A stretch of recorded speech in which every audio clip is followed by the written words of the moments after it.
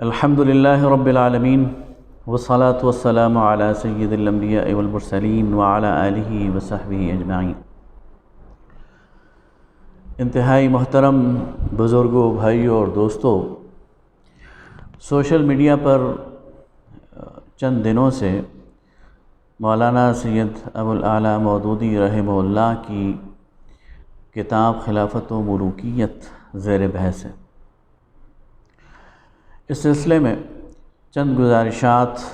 آپ کے سامنے پیش کرنا چاہتا ہوں، اور یہ درخواست بھی ساتھ ساتھ کرنا چاہتا ہوں کہ میری ان معروضات کو ٹھنڈے دل کے ساتھ ان پر غور کیا جائے۔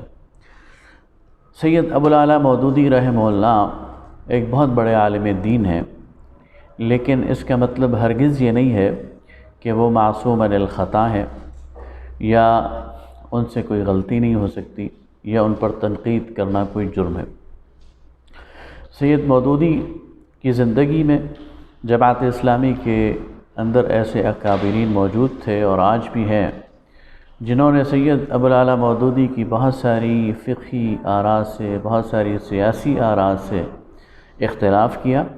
اور دلائل کی بنیاد پر ان کو رد کیا۔ لہذا سید مودودی سے اختلاف کرنا کوئی جرم نہیں ہے، ان کی کسی رائے کو دلیل کی بنیاد پر رد کرنا کوئی جرم نہیں ہے، اور اس سلسلے میں ہم ہر تنقید کا کھلے دل سے خیر مقدم بھی کرتے ہیں، اور چاہتے بھی ہیں کہ یہ موضوعات اگر ہوں تو ان پر بات چیت کی جاتی رہے۔ خلافت و ملوکیت کا جہاں تک دفاع کا تعلق ہے، اور اگر ہم اس کے اندر جو کانٹینٹ ہے اس کا دفاع کرتے ہیں، تو وہ سید مودودی کا دفاع نہیں ہے، بلکہ ان دلائل کا دفاع ہے جو سید مودودی علیہ الرحمہ نے قرآن سے، سنت سے، آثار صحابہ سے دیے۔ اس نظام کا دفاع ہے جو اسلام کا نظام خلافت ہے، اور ظاہر ہے کہ اسلامی تحریک ہے، اور اسلامی تحریک کا قیام ہی اس لیے ہوا ہے کہ وہ نظام خلافت علی منہاج النبوہ دوبارہ اس سرزمین پر غالب آ سکے۔ مشاجرات صحابہ کرام رضوان اللہ تعالی علیہم اجمعین کے درمیان جو جنگیں ہوئیں وہ ہمارا بنیادی موضوع نہیں ہے، اور نہ ہی سید مودودی نے یہ خلافت و ملوکیت اس لیے لکھی تھی کہ اس پر کلام کیا جائے۔ اس پر کلام تو ضمنی طور پر اس میں آ گیا، اس لیے کہ موضوع ایسا تھا، ورنہ خلافت و ملوکیت کے تو 9 ابواب ہیں، اور اس میں انہوں نے پوری طرح اسلام کا جو نظام خلافت ہے اس کو بیان کیا۔ تحقیق کے میدان میں کچھ نوگوارد ایسے ہیں جو ذوق تحقیق سے عاری ہیں، جنہیں تحقیق کی صحیح در و بست کا ہی علم نہیں ہے، وہ مولانا مودودی پر تنقید کر رہے ہیں، اور وہ تنقید نہیں بلکہ بعض اوقات تعصب اور حسد اس سے جھلکتا ہے، لہٰذا ہمیں یہ قرین انصاف معلوم ہوتا ہے کہ اس پر کچھ بات کی جائے۔ بعض لوگ ایک اور مغالطے کے شکار ہیں، اور وہ مغالطہ یہ ہے کہ وہ تاریخ اور حدیث کو آپس میں گڑبڑ کرتے ہیں، اور تاریخ کے لیے حدیث کے معیار پر زور دیتے ہیں۔ یہ بہت بڑا مغالطہ ہے۔ محدثین نے احادیث کو بیان کرنے کے لیے ایک بہت سخت اور ایک بہت اونچا معیار مقرر کیا تھا، لیکن یہ معیار ہم تاریخ کے لیے مقرر نہیں کر سکتے، اور اگر ہم یہ معیار تاریخ کے لیے مقرر کریں گے تو 95% تاریخ سے ہمیں ہاتھ دھونا پڑے گا۔ اس کی ایک مثال میں آپ کو یوں دیتا ہوں کہ نبی کریم صلی اللہ علیہ وسلم کی حدیث یہ الگ موضوع ہے، اور نبی کریم صلی اللہ علیہ وسلم کی سیرت کا بیان یہ بالکل الگ موضوع ہے۔ نبی کریم صلی اللہ علیہ وسلم کے اولین سیرت نگار ابن اسحاق اور ان کے بعد ابن ہشام، ان کی جو سیرت ہے اور ان کے جو بیانات ہیں، ان کو اگر ہم حدیث کے معیار پر پرکھنا شروع کر دیں تو بہت بڑا ذخیرہ ایسا ہے جن سے ہمیں ہاتھ دھونا پڑے گا۔ لہٰذا یہ بالکل ایک لاجیکل بات ہے کہ حدیث کے بیان کے لیے ایک الگ معیار ہے جو محدثین نے مقرر کیا ہے، اور تاریخ کے بیان کے لیے ایک بالکل الگ معیار ہے جو محدثین نے مقرر کیا ہے، جو مورخین نے مقرر کیا۔ اس کی وجہ یہ ہے کہ جرح و تعدیل میں جب محدثین کسی راوی کو کہتے ہیں کہ یہ مجہول ہے یا یہ غیر ثقہ ہے یا ہم اسے نہیں جانتے یا اس سے بھول جانے کا اور اس سے اختلاط کا کوئی امکان ہے، تو اس کا مطلب یہ نہیں ہوتا کہ لازماً وہ راوی جھوٹ بول رہا ہے، بلکہ اس کا مطلب یہ ہوتا ہے کہ اس سے جھوٹ بولنے کا امکان ہے یا اس سے بھول جانے کا امکان ہے۔ تو ظاہر ہے کہ حدیث کے لیے تو یہ معیار ہونا چاہیے اور بالکل ہونا چاہیے کہ حدیث ہر ایک جھوٹ کے امکان سے پاک ہو جائے اور 100% قطعی ہو جائے، لیکن تاریخ کے لیے یہ معیار قابل قبول نہیں ہے اور نہ ہی کسی نے اس کو اپنایا ہے۔ مشاجرات صحابہ میں دو انتہائیں ہمیشہ سے رہی ہیں، ایک تو شیعت کی انتہا ہے کہ جس میں حضرت علی رضی اللہ تعالیٰ عنہ اور ان کے ساتھیوں کو برحق مانا گیا اور ان کے جو مخالفین تھے ان پر طعن کیا گیا، تشنیع کی گئی، ان کو برا بھلا کہا گیا، ان پر تبرہ کیا گیا۔ اور دوسری انتہا ناصبیت کی ہے، جنہوں نے حضرت معاویہ کو حق پر جانا اور اس کے مقابلے میں حضرت علی اور ان کے ساتھیوں پر دست درازی کی۔ اہل سنت والجماعت کا موقف ہمیشہ سے اعتدال پر رہا ہے، اور وہ موقف یہ ہے کہ خلفائے راشدین کی تعداد 4 ہے، سیدنا ابوبکر صدیق رضی اللہ تعالیٰ عنہ، سیدنا عمر فاروق رضی اللہ تعالیٰ عنہ، سیدنا عثمان بن عفان رضی اللہ تعالیٰ عنہ اور سیدنا علی المرتضی رضی اللہ تعالیٰ عنہ۔ یہ 4 خلفائے راشدین ہیں، اور حضرت علی رضی اللہ تعالیٰ عنہ کی شہادت پر یہ مبارک دور ختم ہو گیا، اور اس کے بعد کا دور وہ خلفائے راشدین کا دور نہیں ہے۔ یہ اہل سنت والجماعت کا متفقہ عقیدہ ہے۔ اس کے بعد مشاجرات صحابہ میں اہل سنت والجماعت کا یہ متفقہ عقیدہ ہے کہ صحابہ کرام کے درمیان جو کچھ بھی ہوا وہ غلط فہمی کی بنیاد پہ ہوا، اور دونوں طرف تعویل کی جا سکتی ہے اور اجتہاد کی غلطی قرار دی جا سکتی ہے۔ اس کے بعد اہل سنت کے درمیان 2 گروہ بن جاتے ہیں۔ ایک گروہ ان مشاجرات صحابہ پر گفتگو کو منع کرتا ہے اور اس میں امساک کی بات کرتا ہے، کف اللسان کی بات کرتا ہے کہ اس پر ہمیں بات نہیں کرنی چاہیے اور ہمیں خاموش رہنا چاہیے اور اس معاملے کو اللہ کے سپرد کرنا چاہیے۔ یہ ان کے خیال میں زیادہ احتیاط پر مبنی موقف ہے۔ لیکن دوسری طرف اہل سنت ہی کے درمیان ایسے لوگ ہر صدی میں موجود رہے ہیں جنہوں نے کھل کر اس پر بات کی ہے، اس کے اسباب کو بھی تلاش کیا ہے، وجوہ پر بھی بات کی ہے، اور یہ قرار دیا ہے کہ کہاں کیا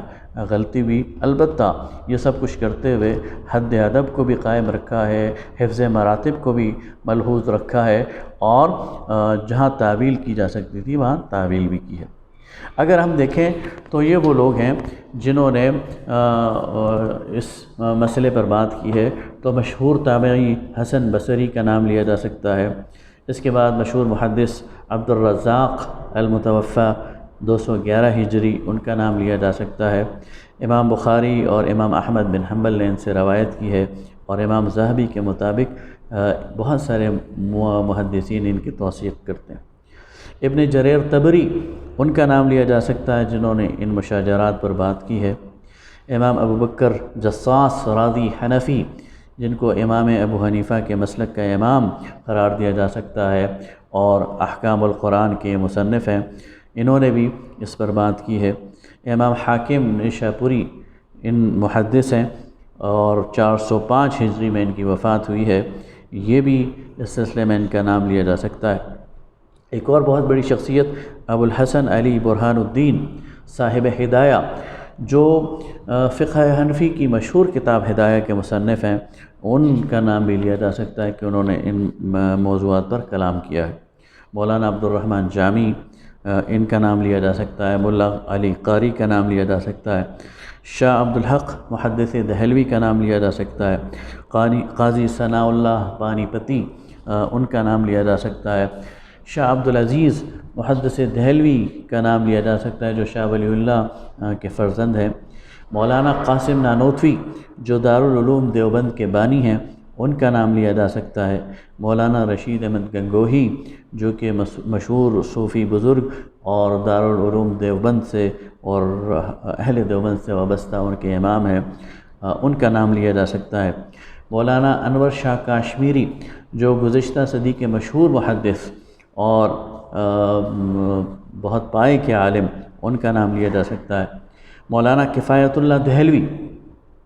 صدر جمعیت علماء ہند، ان کا نام لیا جا سکتا ہے جنہیں ابو حنیفہ ثانی قرار دیا گیا ہے، اور امام اہل سنت مولانا عبدالشکور لکھنوی کا نام لیا جا سکتا ہے۔ درجہ بالا 16 میں نے آپ کے سامنے حوالے دیے ہیں، ان میں سے 10 وہ ہیں جنہیں علماء دیوبند اپنا مقتدا اور پیشوا مانتے ہیں، امام مانتے ہیں۔ اس لیے میں یہ کہنے میں حق بجانب ہوں کہ علماء دیوبند کا بھی بنیادی عقیدہ وہ یہی ہے جو ہم نے بیان کیا ہے، لیکن سید ابو العلا مودودی رحمہ اللہ کے بعد علماء دیوبند نے اپنا وہ متفقہ عقیدہ چھوڑ کر ناصبیت کی طرف راہ اختیار کی ہے، اور میں یہ سمجھتا ہوں کہ یہ مولانا مودودی کی ضد کی وجہ سے ایسا کیا ہے۔ اور اس کی وجہ کیا ہے؟ اس کی وجہ جو ہمیں سمجھ آتی ہے وہ شاید یہ ہے کہ مولانا مودودی نے دیوبند کے بہت بڑے عالم اور صدر جمعیت علماء ہند اس وقت کے مولانا حسین احمد مدنی کے چند سیاسی نظریات پر تنقید کی، اور وہ تنقید شاید انہیں برداشت نہیں ہوئی، اور مولانا مودودی کے لیے انہوں نے ایک غم اور غصہ اپنے دل میں پال لیا، اور پھر جب بھی وہ موقع پاتے تھے تو وہ مولانا مودودی کے خلاف بات کرتے تھے، اور شاید اس میں وہ ناصبیت کی طرف چل پڑیں۔ اب میں آپ کے سامنے یہ بات رکھنا چاہتا ہوں کہ خلافت و ملوکیت کا اصل مقدمہ ہے کیا؟ مولانا مودودی نے نئی نسل کو سامنے رکھ کر توازن اور اعتدال کے ساتھ اسلامی تاریخ ان کے سامنے رکھی، اس لیے کہ جو بھی شخص اسلامی تاریخ کو پڑھتا ہے تو یہ ایک ایسا موڑ ہے کہ جس سے وہ لازمی گزرتا ہے، اور جب وہ خاص طور پر مستشرقین کی لکھی ہوئی تاریخ پڑھے گا اور غیر مسلموں کی لکھی ہوئی تاریخ پڑھے گا تو لازماً اس کے ذہن میں سوالات پیدا ہوں گے، لازماً اس کے ذہن میں اشکالات پیدا ہوں گے، اور لازماً اس کے ذہن میں بدگمانی پیدا ہوگی۔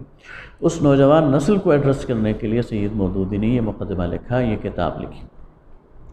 اچھا، میں بھی خلافت و ملوکیت کا طالب علم رہا ہوں اور اس کا قاری رہا ہوں، اور 2-3 دفعہ میں نے اس کو پڑھا تو میں نے اس کو تاریخ کی کتاب سمجھا، لیکن جب اس کے بعد میں نے اس کتاب پر جو نقد لکھی ہے، اس کتاب پر جو تنقید لکھی ہے جسٹس تقی عثمانی صاحب نے، وہ میں نے مطالعہ کی تو پھر مجھے اصل مقدمہ سمجھ آیا، اور وہ یہ ہے کہ مثلا کچھ تاریخی واقعات ہیں۔ مثلا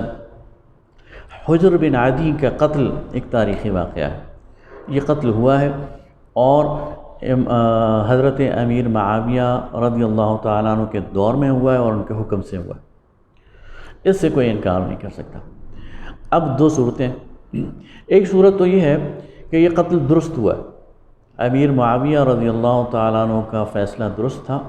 اور حجر بن عدی کو قتل کیا جانا چاہیے تھا، تو اس کا الٹیمیٹ مطلب یہ ہے کہ اسلام میں ایسے قتل کی اجازت ہے، اس لیے کہ صحابی رسول یہ فیصلہ کر رہے ہیں۔ اور دوسری طرف اہم اور دلچسپ بات یہ ہے کہ حجر بن عدی بھی صحابی ہیں، تو ایک مقدمہ تو یہ ہو گیا، یا ایک پہلو اس کا یہ ہو گیا۔ دوسرا پہلو یہ ہے کہ یہ قتل درست نہیں ہے اور اسلام میں ایسے قتل کی گنجائش نہیں ہے، تو اس کا نتیجہ یہ ہے کہ گویا صحابی رسول ہونے کے باوجود حضرت معاویہ رضی اللہ تعالیٰ عنہ کا یہ فیصلہ درست نہیں تھا۔ اب دیکھیے، اگر پہلا مقدمہ لیا جائے اور پہلا نقطہ نظر لیا جائے تو ہم حضرت معاویہ کو تو درست قرار دے دیں گے، لیکن اس کی زد اسلام پر پڑے گی، اور ہمیں ماننا پڑے گا کہ اللہ کے دین میں، اسلام میں ایسے قتل کرنے کی گنجائش ہے۔ اور اگر دوسرا مقدمہ لیں گے اور دوسرا پہلو لیں گے تو اس کا مطلب یہ ہوگا کہ اسلام میں تو ایسے قتل کی گنجائش نہیں ہے اور اللہ کا دین اس سے محفوظ ہے اور اعلیٰ ہے۔ ہاں، ایک صحابی نے درست فیصلہ نہیں کیا، ایک فرد نے درست فیصلہ نہیں کیا، تو مولانا مودودی یہاں پر اسلام کے وکیل ہیں، اور وہ ناظرین کو اور قارئین کو بتاتے ہیں کہ اسلام کا جو نظام ہے وہ ایک بہت ہی اعلیٰ نظام ہے اور اس میں ان چیزوں کی گنجائش نہیں ہے، اور جہاں کہیں تھوڑی بہت خرابی ہوئی ہے وہ انفرادی طور پر لغزش قرار دی جائے گی اور اس کو اسلام کا حصہ قرار نہیں دیا جائے گا۔ اس لیے آج کے نوجوانوں سے میں گزارش کروں گا کہ وہ کھلی تنقید کریں بے شک، اور اگلی بات میں یہ گزارش کرنے کی کوشش کروں گا کہ ایسا نہیں ہوا کہ 1400 سال بعد آج کے دور میں سید ابوالعلا مودودی نے ایک نیا موضوع چھیڑ دیا ہے، میں نے آپ کے سامنے حوالے رکھے ہیں۔ یہ شروع سے صدر اسلام سے یہ بحث جاری ہے اور اس بحث کا کچھ نکلنا بھی نہیں ہے۔ دونوں طرف سے بڑے دلائل موجود ہیں اور دونوں طرف سے تعویلیں موجود ہیں، لہٰذا ایک علمی بحث کے طور پر اس کو جاری رکھنے میں تو کوئی حرج نہیں ہے، لیکن اس کی بنیاد پر مناقشہ کرنا، اس کی بنیاد پر ایک دوسرے پر تبرہ کرنا، اس کی بنیاد پر ایک دوسرے پر فسق اور فجور کے فتوے لگانا، یا اس سے آگے بڑھ کر اس کی بنیاد پر قتل مقاتلہ کرنا یا اس کی بنیاد پر کوئی فساد پیدا کرنا، اس کی اسلام میں ہرگز گنجائش نہیں ہے، اور جماعت اسلامی جو ایک اسلامی تحریک ہے وہ اس کی متحمل بھی نہیں ہو سکتی۔ ایک علمی بحث کے طور پر اس کو ضرور اگر آپ جاری رکھنا چاہتے ہیں تو جاری رکھیں، لیکن چیلنجز ہمارے پاس بہت زیادہ ہیں۔ آج کے دور کی جو ہمارے سامنے چیلنجز ہیں، جو سیکولرزم کا چیلنج ہے، جو لادینیت کا چیلنج ہے، جو اباحیت کا، فحاشی کا اور یعنی کا چیلنج ہے، لوگ کھلم کھلا اللہ کی ذات کا انکار کر رہے ہیں، لوگ کھلم کھلا قرآن کی تعلیمات پر